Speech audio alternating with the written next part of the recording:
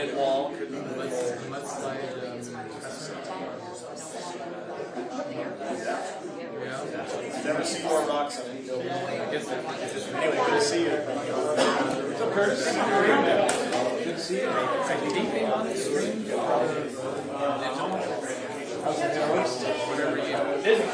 Whoever you need to contact for that. I don't know. Not bad. Oh, wow, yeah. All tight. Don't take advantage. Yeah, sure. Me being here. Just pop in the news. Yeah. Like I'm just popping by somebody's house. No, it's good.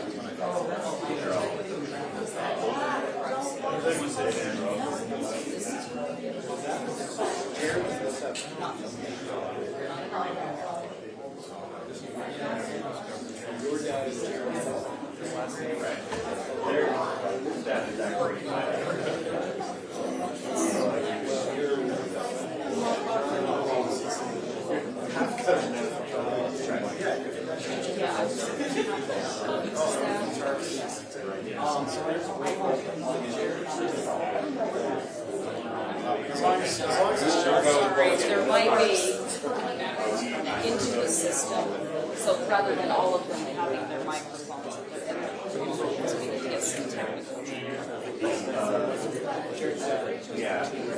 where that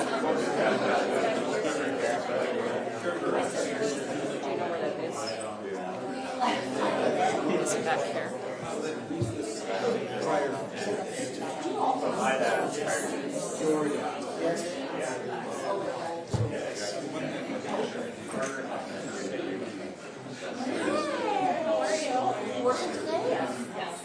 Sneak back row. I'm gonna sneak right in the back row.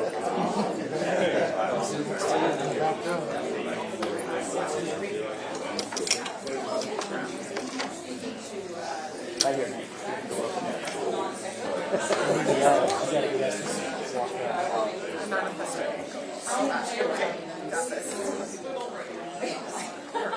Line for many years up to 2019 has experienced a stabilization. And so the rates of those who identify as Christian is actually stabilized between 60 and 62%. So it's a great time for faith when you look at the data. Sarah, you also found some examples of members of the church getting together in situations where the weather was bad, it was specifically cold or wet or hot, to hear President Nelson and others speak.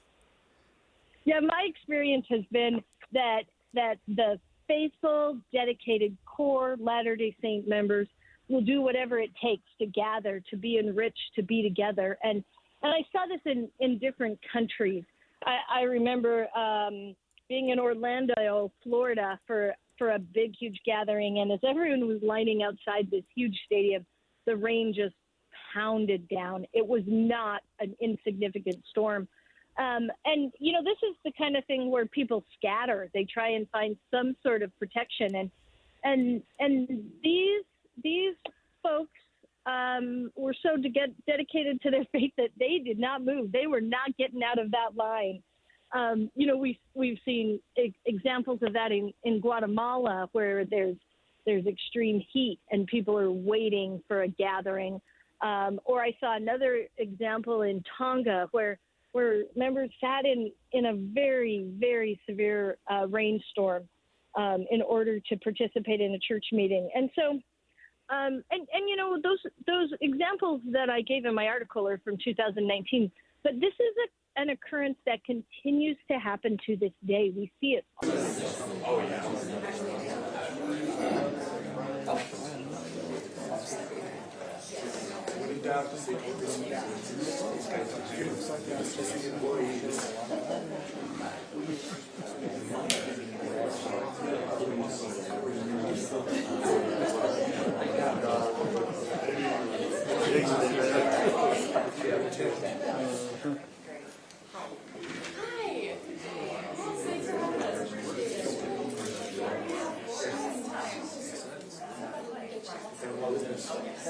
We always do.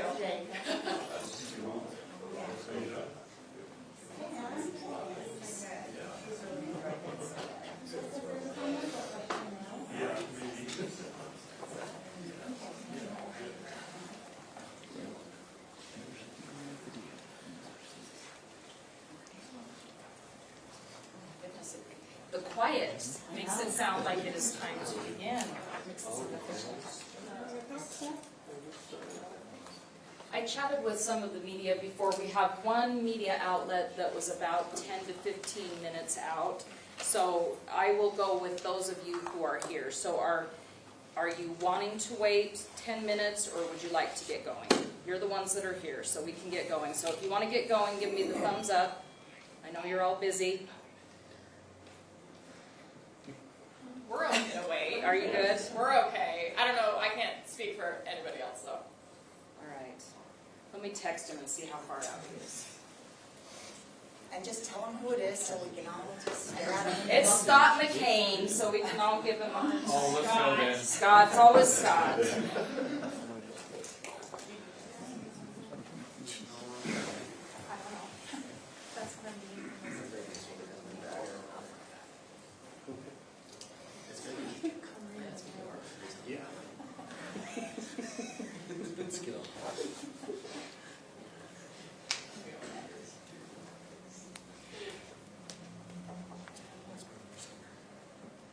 Is the audio system working all right for you? Did you attempt to plug in?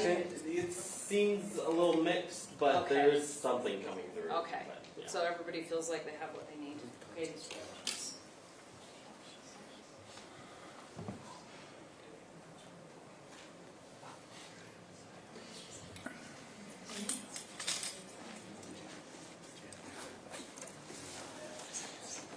Is the lighting all right in here, or you guys want the blanket? Anybody have a preference? Good.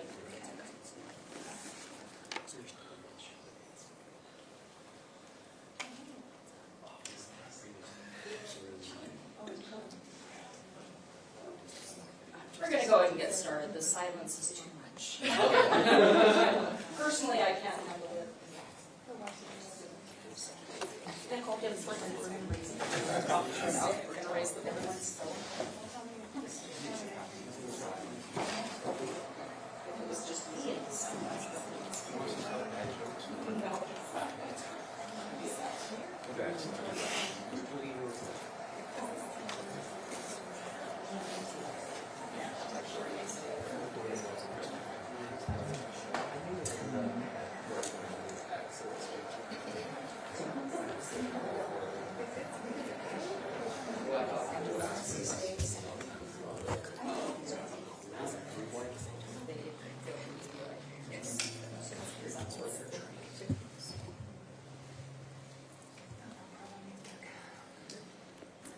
all right. That's on. Oh, now we're on. So you're gonna have to hold it decently close. All right. All right. Well, thank you so much for showing up on this Friday. Obviously, August 17th was the day that the Buckley Draw Fire erupted in our community, and it has been a long time of dealing with this incident. And I'm so pleased to see our firefighters in the room today.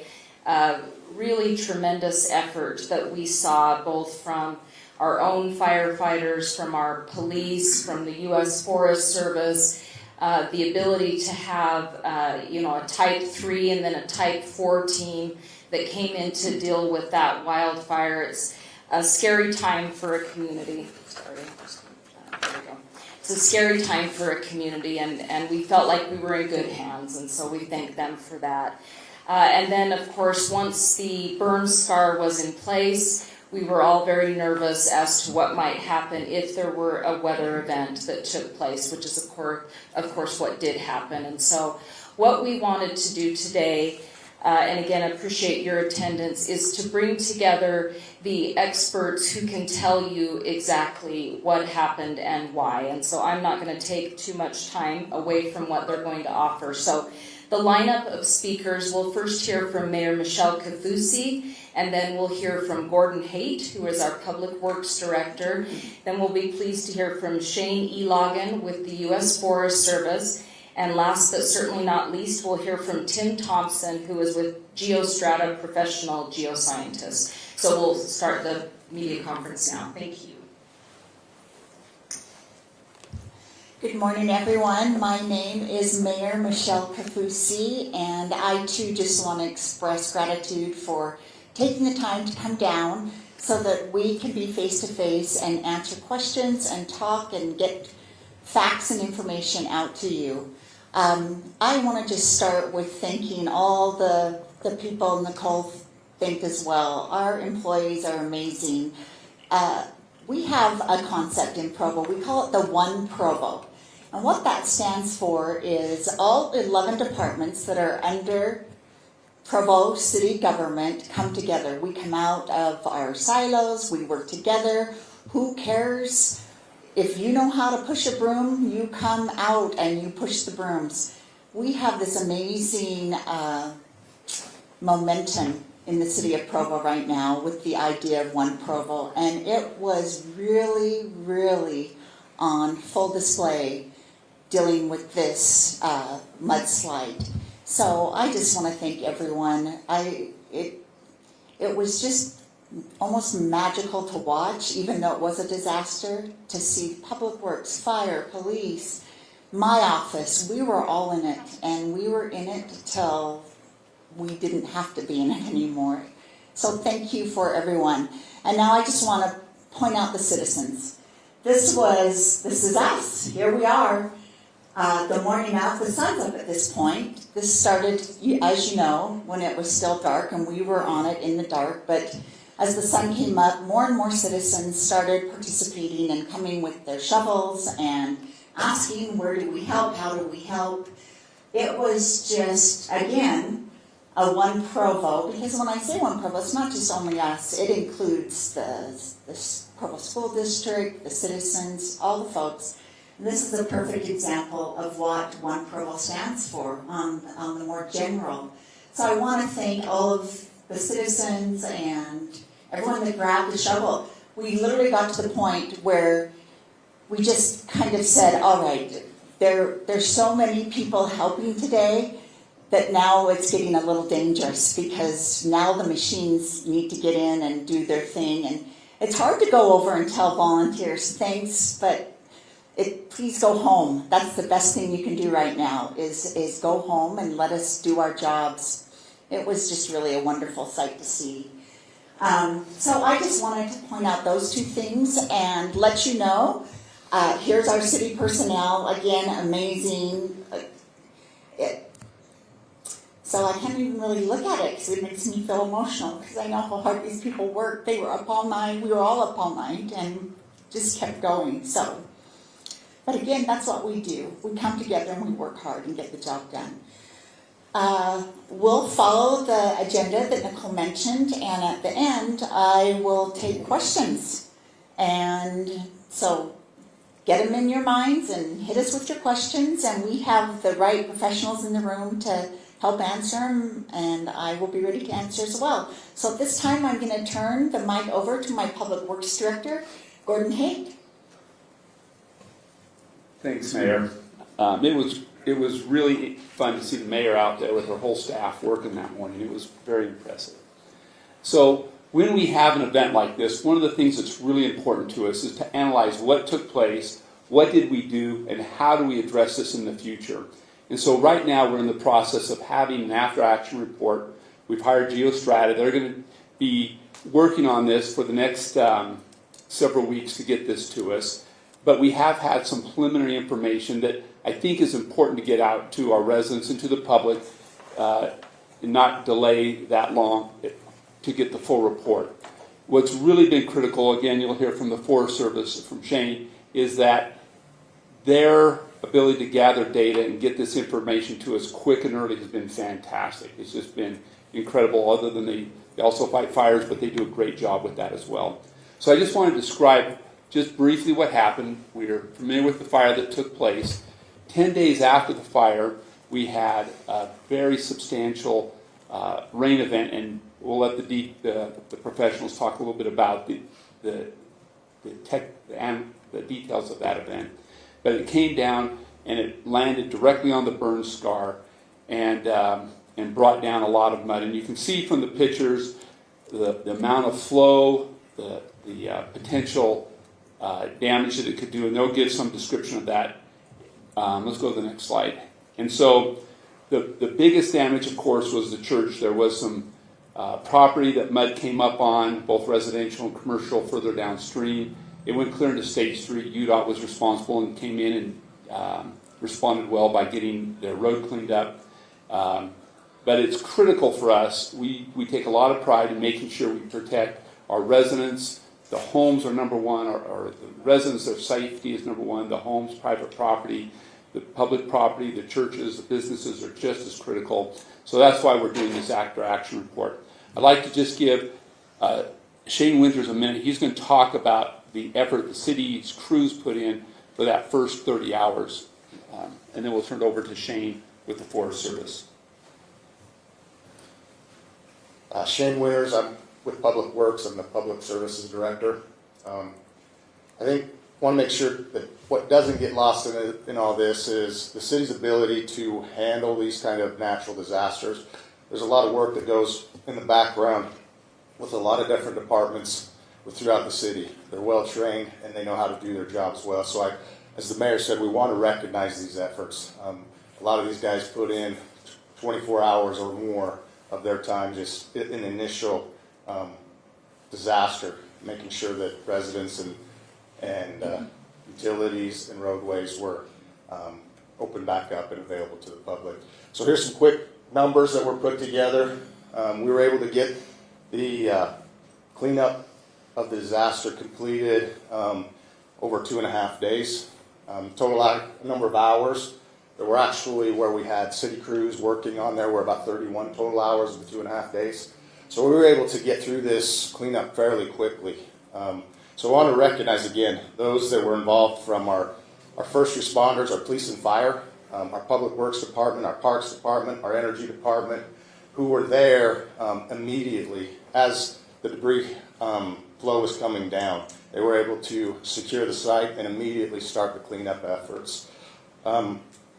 We had, again, just some numbers here of how much material we were able to move, total hours, man hours.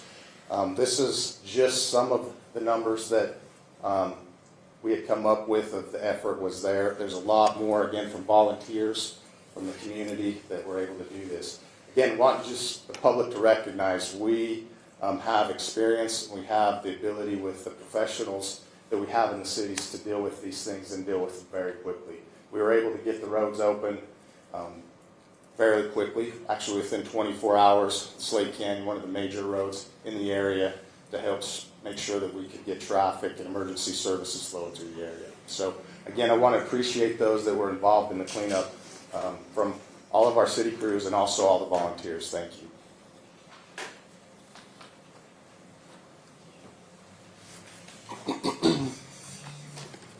Good afternoon, everyone. I'm Shane Logan. I'm the Bear Team Coordinator for the Uinta Wasatch Cache National Forest. And I should preface it, BEAR stands for Burned Area Emergency Response. And I'm here to talk about some of the maps that were produced during our BEAR assessment of the Buckley Draw Fire. And one of those maps is the soil burn severity map. Essentially, soil burn severity is the extent that soil is impacted by fire, and that's dependent upon the heat duration, heat intensity, and also the fuel type that's burned. And some of the indicators that change with the level of burn severity, as in low, moderate, or high, is essentially the level of ground cover on the surface, the soil structure, the strength of the soil, roots, if they've been consumed or not, and fire-induced water repellency, and the ash color and depth. And the soil burn severity is the best primary indicator for watershed responses in post-fire conditions because it correlates to where the greatest areas of flooding might occur on the specific soil, and also it's reduced the ability to infiltrate, and also the areas where it's likely to erode the most. So essentially, the higher burn severity, the likely greater the post-fire watershed responses. And for this assessment, we use essentially a pre and post-fire satellite imagery of the burn scar, and then we go out and validate by collecting points. And once we collect them, we edit that pre-image and finally create that soil burn severity. For the Buckley Draw Fire soil burn severity map, it came out to 6% high, 32% moderate, 45% low, and then 16% very low or unburned. And that is within the typical range for high burn severity. A typical fire is 2 to 12% high soil burn severity. So once we got the soil burn severity data, we send that off to the USGS, where they run their post-fire debris flow hazard assessment model. And there's the watershed characteristics go into that model along with rain intensities as well as soil properties. And those are really to answer the points of where in the watershed a debris flow would likely occur and what rainfall intensities would cause a debris flow, and also what is the estimated volume of a debris flow if it did occur. So with the debris flow model, we chose a 2-year storm with a peak 15-minute rainfall intensity rate of 32 millimeters per hour. And I want to pause. So we chose a certain design storm, but I will talk about the specific storm that happened on August 27th, 28th at the end of this.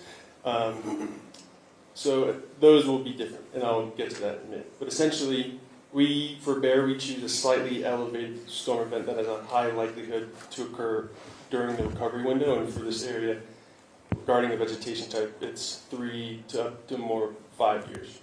So a 2-year storm event any given year has a 50% chance of occurring. Over 3 years, it has an 88% chance of occurring, and over 5 years, it has a 97% chance of occurring at any time during that period. So one of the outputs from the debris flow model is the debris flow likelihood. And it produces 2 different types of information, the segments and the basins. Essentially, those are calculated on different geospatial scales where, let's say, a basin has an overall probability of debris flow happening, but within that basin, there's areas where the debris flows would more likely occur than other areas within that area. So the modeled basin for the Buckley Draw Fire had a 60 to 80% chance of a debris flow occurring with a 2-year storm. And it's important to point out, these are just models that, these just help us interpret what may happen, and these are not actualities or eventualities. And regarding the segments where the debris flows might specifically occur within the basin that was modeled, within the fire, they're primarily 80 to 100% chance of occurring for a 2-year storm event. And another output is the debris flow volume, where it's just another estimate of regarding how much material may come down if a debris flow occurred for a 2-year event. So overall, for the modeled outlet of the burn scar, it was estimated for a 2-year event that roughly 10,000 to 100,000 cubic meters of material may come down the slope. And so the debris flow combined hazard is as well another output of the model, and it's just another way of looking at it. It's essentially combining the likelihood and volume, where a high likelihood debris flow with a high volume would be a high combined hazard rating, and the inverse of that is a low likelihood debris flow with a low volume would be a low combined hazard. So essentially, the whole basin and all the segments within there had a high combined hazard rating for a debris flow.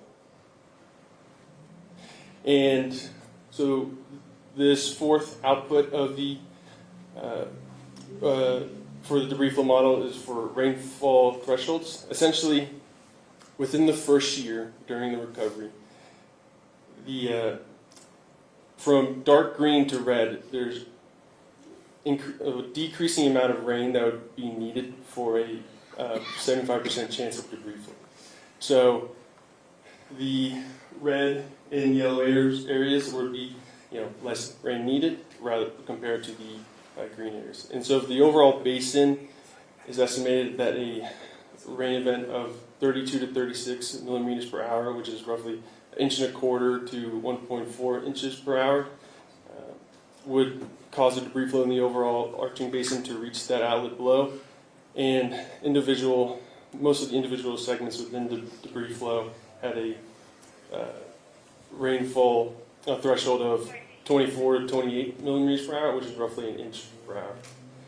And so the August 27th to the August 28th rain event, with my conversations with the National Weather Service, that weather event dropped 0.7 to 0.8 inches of rain in 30 minutes, which is roughly equivalent to a 10-year event. And so, which comes out to roughly 2 inches of rain per hour, which is, for metric purposes, is 51 millimeters per hour. And so essentially the modeled events that we did is a smaller, less event than what actually happened. And so a 10-year storm event has a roughly 10% chance of happening in a given year, and then over 3 years, 27% chance, and over 5 years, roughly 42% chance. And so it was a 10-year event. When it did rain and hit the ground within the post-fire burn scar, it acted as a 25-year event because of the post-fire conditions, not allowing for the water to be quickly infiltrated. It's rather ran off the surface and carried material down with it. And with that, I'll hand it off to Tim.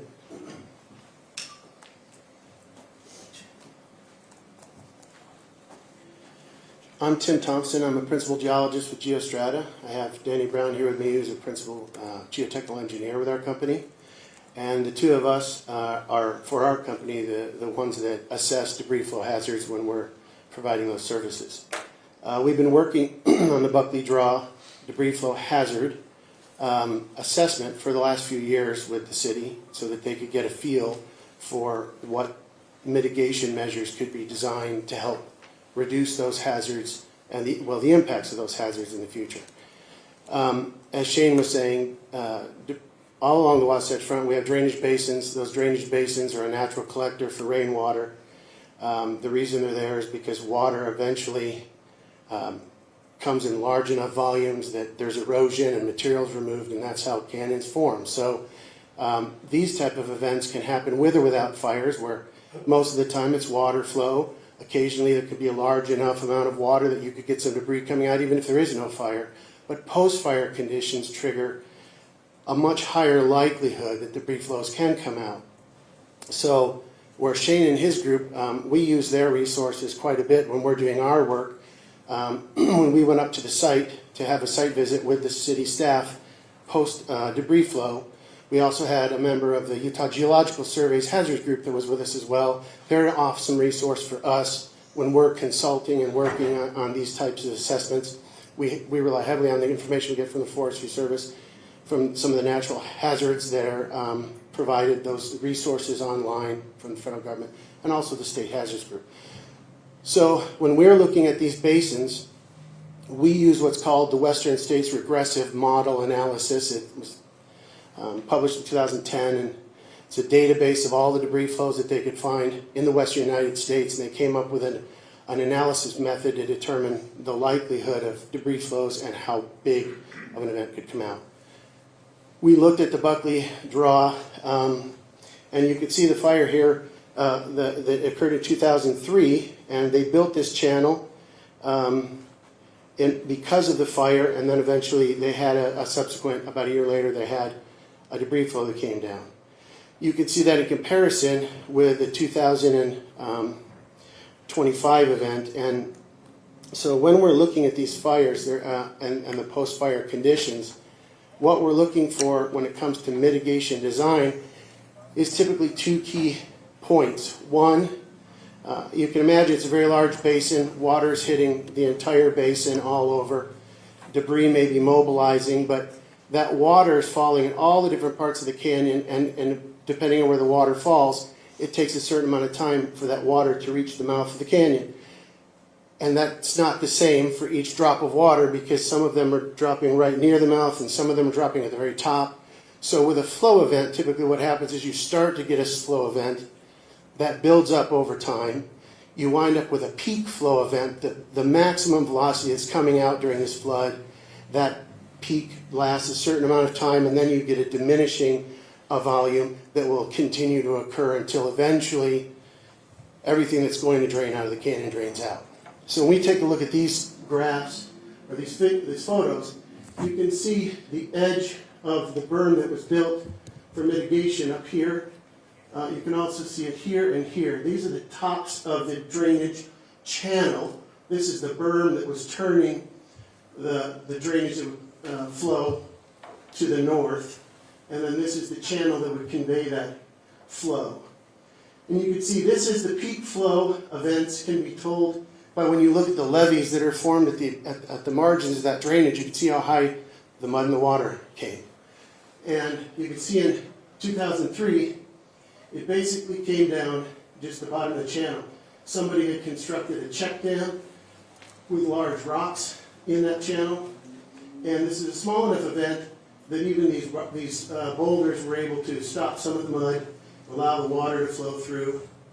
But if you take that in comparison to what happened recently, this same high bank, which is up here, the flow basically reached almost to the top of the drainage channel. So that was, the peak volumes are not comparable. The peak flows in this event were considerably larger than what happened in 2003. You go to the next one. So in 2003, when we take a look at some of the data that we're analyzing right now to try to give the city some advice on what to do moving forward, you can see that this is the end of that berm, or that channel we were just looking at. And here's the debris flow that came down. They had some fencing, and the debris flow hit the fence. It's a 4-foot high metal fence, and then it's got about 2 feet of fabric that comes up in order to try to catch some of the silt and things that might come out. And you can see that this kind of caught the flow, and then the flow actually moved to the end of the fencing, which we'll talk about in a minute.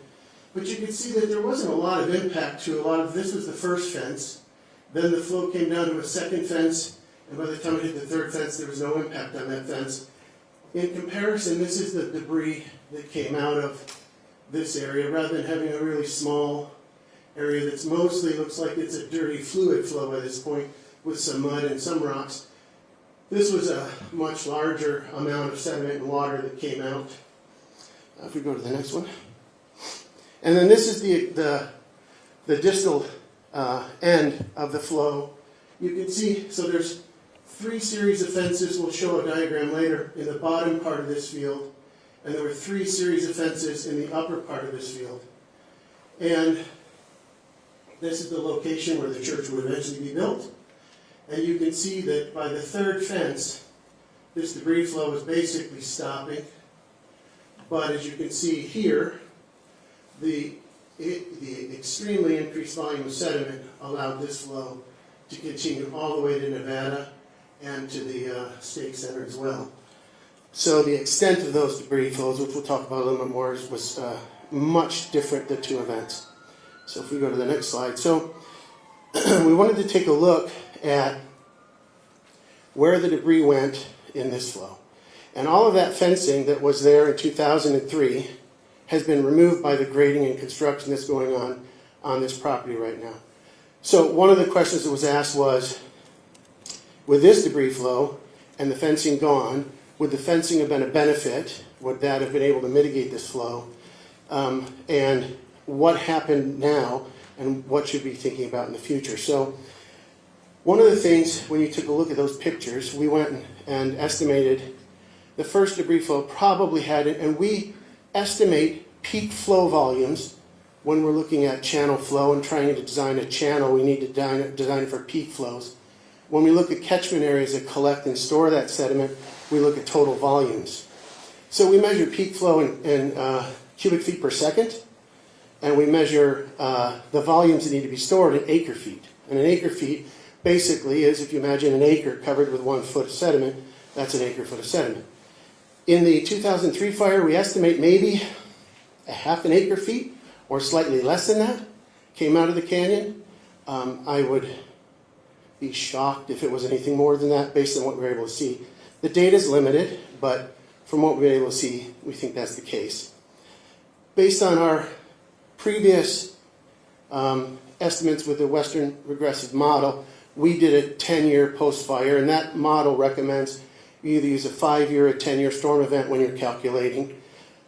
We also look at a 25-year event just in case, but the model really isn't built for larger events. They're more predictive when it's a 5 or a 10-year event. So we did the 10-year event. We modeled about 15 acre feet could come out of that canyon on a 10-year post-fire storm event. When we take a look at this event that occurred, I'm talking with Shane, the city cleaned up what we estimate to be about 11 acre feet of sediment. And we think that maybe as much as 15 acre feet came out of that canyon in this event, as opposed to a half an acre foot or so in 2003. So I had Danny, who does all of my calculations and all the assessments on the engineering side. I said, let's take a look at this footprint of this debris flow, and let's see what causes debris to flow and what causes it to stop. Debris flows when they're channelized. The energy in those channels is pretty strong, and that's what allows water to pick debris up in the first place, and that's what eventually, maintaining that channelization, allows it to transport sediment. Once you get debris out of a channel and it starts to spread out, then the velocity of the flow drops, and the energy drops, so it can't maintain that sediment load, and it starts to drop that sediment load.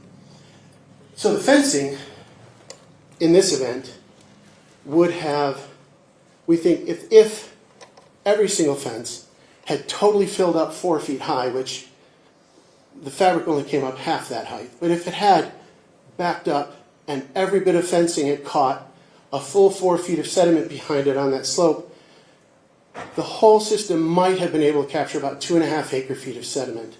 Now that system probably wouldn't work that way, but if it did, if we were able to capture all the sediment that those fences could hold out of a 15 acre foot or 11, 12, 13, whatever actually wound up coming down, because the city only cleaned up the stuff mostly that was on the roads, in the public areas. They didn't necessarily come up here and clean up sediment in here. They were cleaning up all of this sediment here, and that was about 11 acre feet. So we think there's more. We don't have enough time between then and now to have calculated that, but we're going to try to get a better estimate. But there's no way that that fencing system would have stopped or been able to contain that much flow. But that fencing system is not designed to contain and retain a debris flow. They're designed to spread out channelized flow so that the flows can slow down and they can start to deposit and they can start to lose their sediment and lose their velocity, and the velocity is equivalent to the damage they can do, because if mud is very slowly moving and it impacts a building, it'll likely flow around it. But if sediment is moving fast enough, it'll go right through the building, maybe take the building down. These can be very, very destructive events. So the idea is to slow them down, reduce the volume of sediment, reduce the velocity. So the chain link fence system would have been pretty ineffective. It would have taken some sediment out, would have slowed the flow some. But with this amount of volume, it just wouldn't have been practical to assume that that would have been a mitigation. So when we took a look at what currently is there, what we noticed was at the mouth of this is the very end of the berm that was created during the mitigation in 2003. They built a berm, because there's a low spot right here.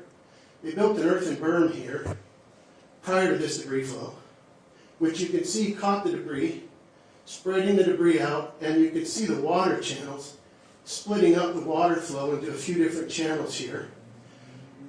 the debris was so much it overtopped that. But when it came down, all of a sudden, you can see it spreading out. It hit some of the construction site, dropped down into a flat spot that had been graded, and the flat spots then allow that debris to spread out and the velocity to drop. And you can see that they had a waste pile here, soil, and it actually pushed that debris around that pile. There was a little gap between this pile and this pile, and the debris went through here. And you can see again, there's a couple of different channels of the water flow now, because it's spreading out and it's losing its channel.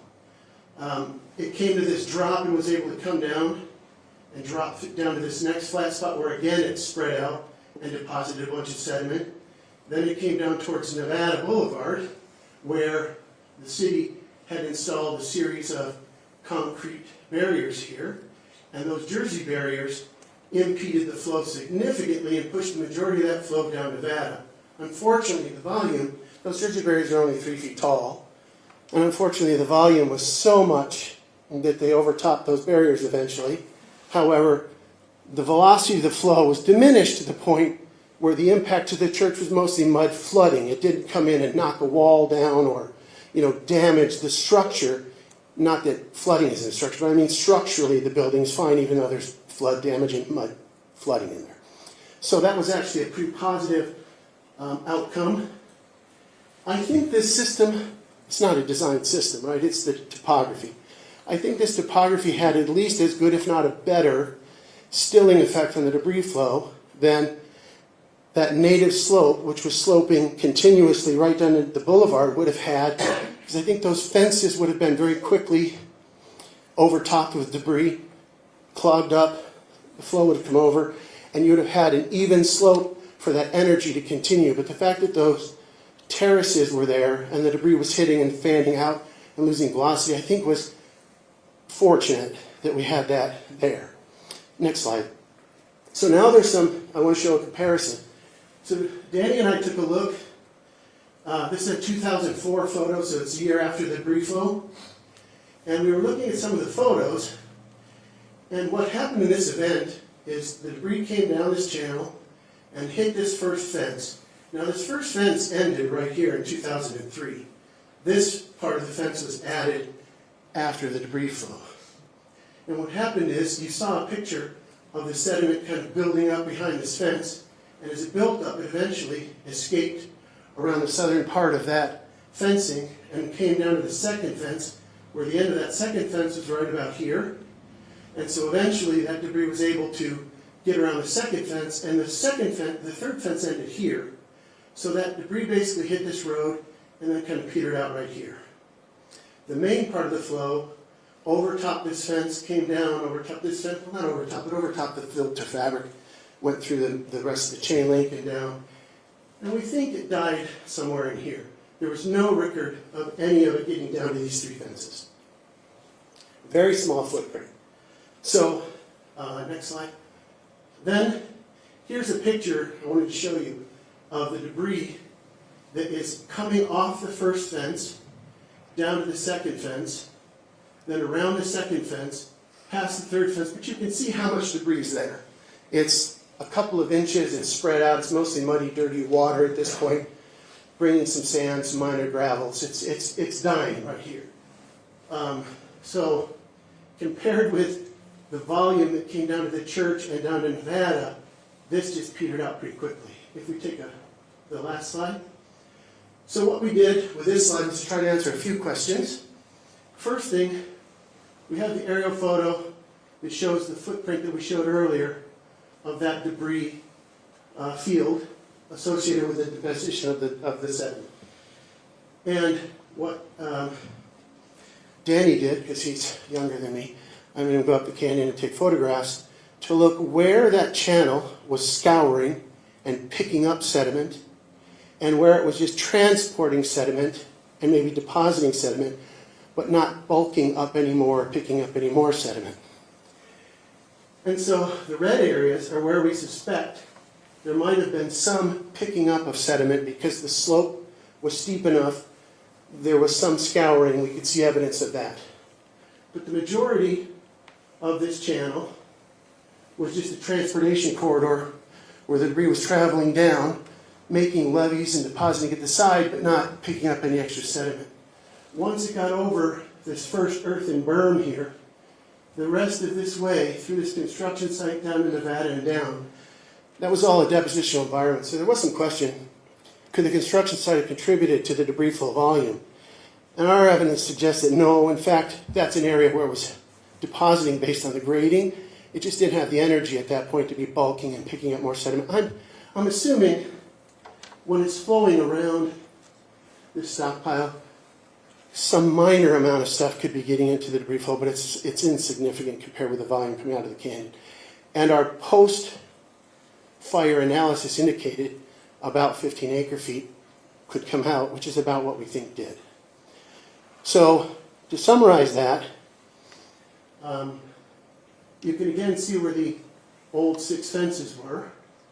The first debris flow basically had a very small footprint and very little impact, and no impact down here, as opposed to the acre-feet of sediment that made it much farther down. So that's pretty much all I have. That's the data. I have a lot more analytical stuff we're still working on, which we'll be putting in the report in the future. So I'll just give this back to the mayor.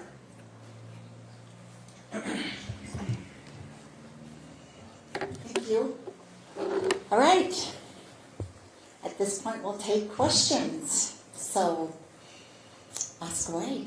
I want to make sure I understand clearly. Did the developer remove those fences you were talking about, and did they make other adjustments to the canal channel?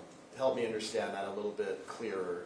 What was done by the developer, and how did that hurt? What happened? We'll turn this one to Gordon. Thanks, Mayor. No, that's a great question. So the developer did remove the fencing, and once we saw the fire up there, we met with the developer and started putting in the berms and a debris basin. We ended up adding those Jersey barriers to replicate the catching power of those fences and what was there previously. Did they do anything to the channel itself? So if you look at the channel itself, let's go back a slide or two. So, so stop there, go back.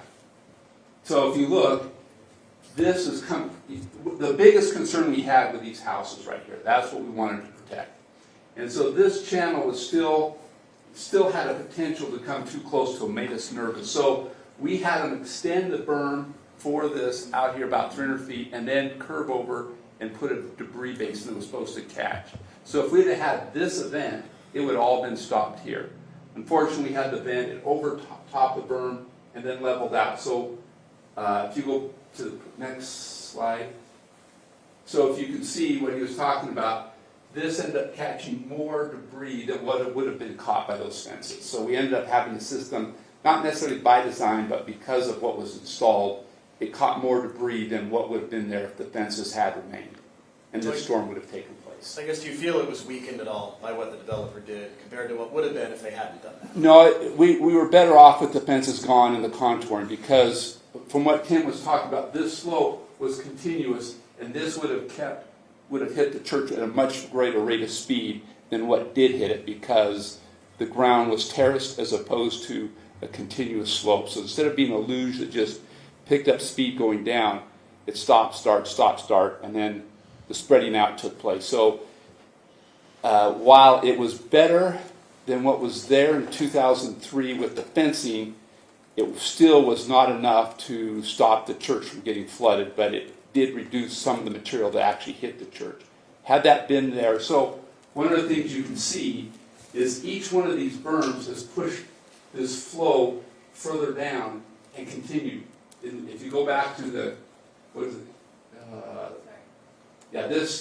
This was coming down and would have hit the church on the backside and probably would have not had very little flow, would have gone out to Nevada and Slate Canyon. It would have all come through the church parking lot. So I think that was a real benefit. Sorry. So what now? I mean, you've got an area clearly that has a several decades long series of issues, between fires, mudslide. What now? Another great question. I'll take it at this, and then Gordon, you can step as well. What now? The minute the fire began, I can tell you, the conversation began of what's next and what if a rainstorm. There wasn't even more than 4 hours into the fire that Sunday evening where we weren't having the discussions of what next, how do we do this. We are aware of potential and possibilities. The one thing that is really tricky and honestly is Mother Nature. She's the boss. Can't sue Mother Nature. No, if you figure that out, we might be able to give our firefighters a break if we can control Mother Nature a little bit. So But they now have to prepare for that worst case scenario? we can engineer and prepare to standards. I believe, and Gordon, just because I've been in the room a lot lately, engineering standards to prepare for a 25-year, which was stated by our national forest that at some point it hit the 10-year, and then at some capacities it was the equivalent of a 25-year. And nobody wants to hear that, right? When there's a mudslide coming. I get it. But it really was interesting to see that water coming down less than 30 minutes, a 0.8 of an inch. A lot of people don't understand how massive and how much that is. And then put it on top of a burn scar. That's not good. Gordon, do you want to add? Yeah, and the mayor's exactly right. And just as Tim talked about, a year ago, 2 years ago, we've been working with them. Excuse me, I had a drink of water. How we were going to build a brand new, go back to the slide. So go back, yeah, this one. So what our intent is to construct the channel continued on 1,200 feet and make a debris basin that would contain this storm that took place. Now, that is part of what the developer is required to do. Had this storm take place 2 months from now, that debris basin would have been in. The church would not have seen any of the debris. The houses wouldn't have been protected. And you'd have seen this bypass this whole area to a debris basin. So we have that in place. It's taken a number of years to design that. We have Tim doing a new evaluation just to verify, having seen this actual data up there. So this will be built in the next, its construction starts the 15th of September, and over the next 2 months there were some delays due to utilities that need to be relocated, but now those have been resolved, and so we'll see that constructed. So if the storm could have come 2 months from now, it would have been a much better situation. So the infrastructure is going to be in place. And so as the mayor said, right after the storm, right after the fire, she was asking us about what are we going to do, how are we going to protect these homes. We immediately started doing some preliminaries work that would have handled the storm in 2003, thinking that was the highest probability, but we only had a 10-day window to get what would take 2 months to construct. So I don't know if that answered the question. I think Gordon brought up a really valid point again, that our number one concern is the safety of our citizens. And those homes, there was 0 evacuations. We're really proud of that. And the properties no homes were hit by the mudslide and taken off the mountain, which we've seen in previous disasters around the state. It's interesting because it's like ours tripped, and then on the news there were like 4 or 5 more that tripped that were moving homes. And so we felt really grateful and blessed that not a single evacuation, the citizens were protected, and their private property of their homes were protected as well. Yes? It doesn't matter who, but talk to you about how rare of an event this was. Like, again, you mentioned it was 0.8 to 0.7 inches in 30 minutes, or of an inch in 30 minutes. Like, that doesn't happen. And again, you mentioned you would have had to do 2 months of work in 10 days after all of that took place. So if anybody could just talk about how rare that is. Tim, would you like to? Yeah, let me just introduce this. Come on up, Tim, because these guys know more about rain. But here's what I can tell you, is that maybe he ought to answer it, but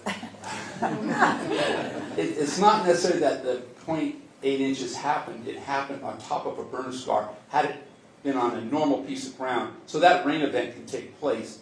So anyway, the chance of having it on a burn scar, anyway, Yeah, this type of rain event was considered a 10-year event, right? So it's not ultimately very rare. They don't happen all the time, but they do happen frequently. And you can have, although it says a 10-year event, you could have 2 or 3 of those in close succession. That's a probability. It's not an actual measurement, right? So it's a statistical analysis of volume. The issue you've got is that drainage basin sees those kind of flood events as far as the amount of water all the time. But very rarely does any water even come out of that drainage, let alone any debris.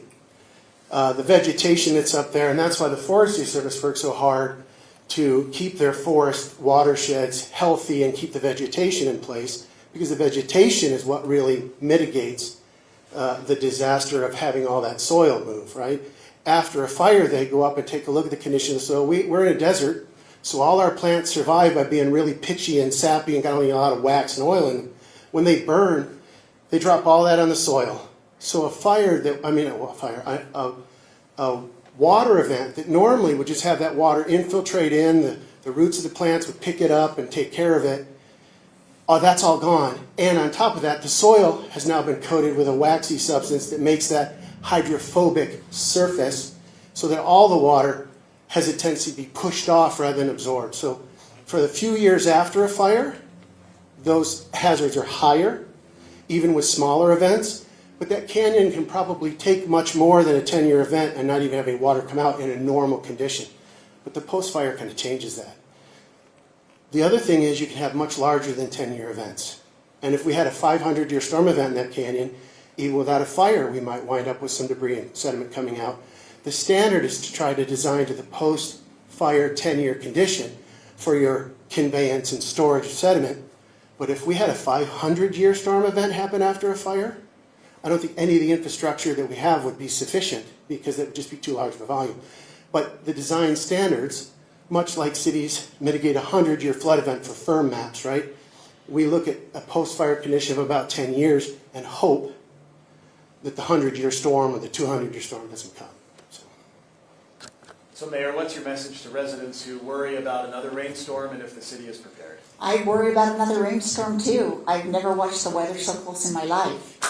But again, we're ready. We will be there. We will be there to make sure you're safe, and we'll do everything we can to take care of you and protect your properties and mitigate these storms. We've been putting in storm drains. Shane can speak to that. Why don't you speak to that, Shane? We have spent a lot of years focusing on our storm drain capacities and our new water reclamation system that we've just recently opened.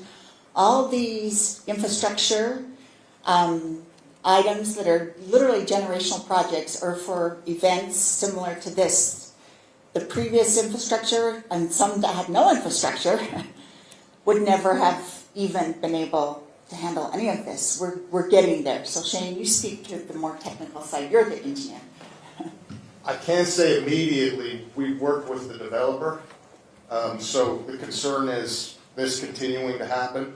So we have, I know Gordon and I and others have met with the developer. Gordon mentioned before, we had a big dam, check dam that was built before it actually come down. We've worked with the developer. Yeah, they had built up there. We've actually worked with the developer, and here we go. We can go back a little bit farther. Yeah, so that's fine, that one. He's actually built, so we've cleaned the one out that was first put in there, up near the channel exit. And then we put another series of check downs and another real large one here. And they've also cleared some other areas to continue to capture more sediment and then also continue to push it further north so it won't hit the church. Shane, why don't you speak to our end of game plan when it's built out the 1,200 feet and where we hope the debris should be driven? So you can leave that here. So right now, and been working with the engineers, and Gordon has been working with the engineers. We've been meeting with them continuously. This is the end of the channel now. When we talk 1,200 feet, this channel is going to continue to be built all along north, along here, up to about this area right here, which will capture, and similar to this event, as Tim can to attest, that will end up capturing this event in this channel.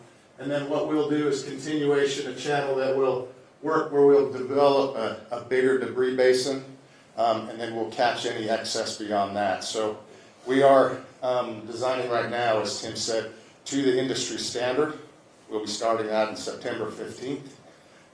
When will that be done? When will that extension be done? We're looking about 2 months right now. So in about 2 months, we'll have that channel built, which will protect the area. And that way, so as the following years where we have rain events or potential for debris flow, that will be in place to protect. So is it just sort of hope it doesn't rain like it did over those 2 months? I can tell you in the city, because I work with stormwater, I hope every day that it doesn't rain. So we deal with this anytime we get a large rain event where we look where rain is potential. Our city is on alert. Our staff, my staff is on alert for those events. So yeah, we are prepared for those events, but any events where they're really large, it is challenging for us to say, yeah, we're going to be able to handle all of that. It's just Mother Nature sometimes is a lot bigger than we can build to. All right, questions? Okay, then, seeing no further questions, we'll go ahead. And Gordon, do you want to wrap it up? Yeah, I could just sum up real quickly. So, you want to bring up that QR code? So, from this QR code, you can get all the technical data. You can actually get the design of that 1,200-foot berm and all the details. Tim's reports are in there. We'll have an actual final report, like I said, in about 4 to 5 weeks. In the meantime, as Shane said, and the mayor, we are working with the developer. We've put in a system that we believe would handle, that will handle the event that took place in 2003. If we get it, and ultimately in 2 months we should have one that will handle the 25-year event. So we're anxiously going forward with that. And if you want to talk to anybody in one-on-one, you're free to have them. So. Well, I just want to also announce that we are launching a new link on the Provo City.gov website called Fact Finder. And it's launching today. And it has multiple links and white papers, details, reports, pretty much nothing but facts for multiple issues that are out there in the social media world that are mistruths. So look for that. This will be one of those that'll be on our Fact Finder. We're excited about it. It is going to be really, I hope, used and effective to kind of quiet down the rumors. So Fact Finder at provocity.gov. All right, thank you everyone for coming out today. We appreciate your time.